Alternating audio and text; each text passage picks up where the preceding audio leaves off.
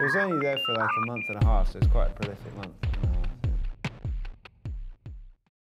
Charlie, Tom, Yes. new album is coming in March. But I was wondering, London as a city, how did that shape you musically throughout the years, do you think?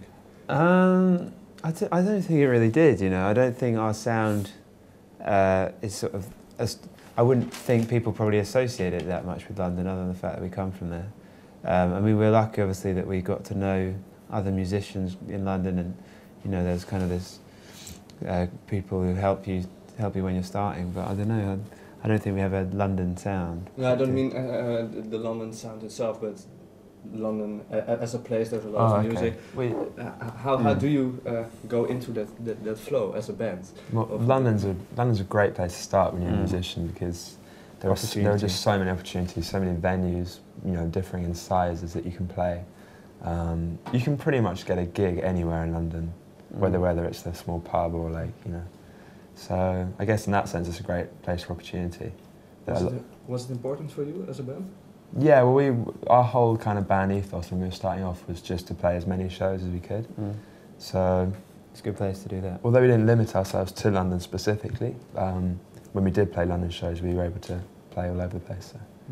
And living in a big city, does that influence maybe your personal life as well, instead of maybe living in a small town? Do you notice such things? Yeah, well, I sort of grew up in suburbs, you know. So there's some stuff on the new album about wanting to escape the suburbs and get out of them. Yeah, I don't know. Tom, you didn't really grow up in London so much either. So yeah, we didn't really grow up in the heart of London, you know. You were talking about some lyrics on the new album. It's about escaping the suburbs. Escapism, is that always important for you in your lyrics, or does it come back often? I mean, this album is more about, it's sort of about the limitless possibility of the nighttime and the freedom and being able to change in that, and be able to pick your own path and be who you want, you know. And I guess that's not really escapism, it's just more opportunity, you know. But I think, yeah, music obviously to some extent provides escapism in a good way. Yeah. Was it important for you to have that outlet? Yeah. Yeah, why?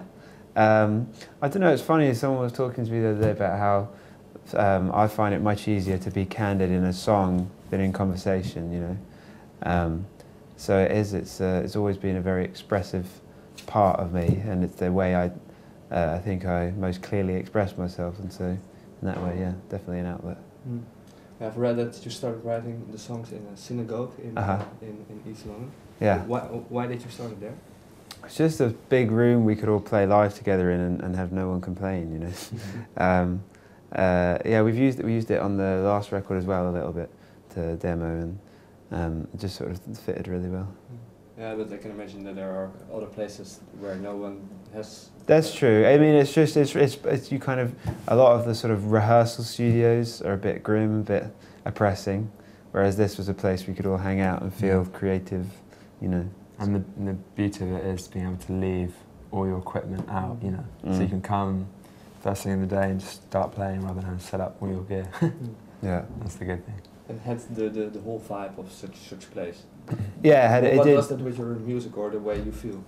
Yeah, I don't think it sort of lent like a spiritual atmosphere. I think it was just, you know, it's just I don't know, it had a good vibe. We felt creative in there. We felt like, you know, we wrote a lot in there, so it worked for us. How much did you wrote in there?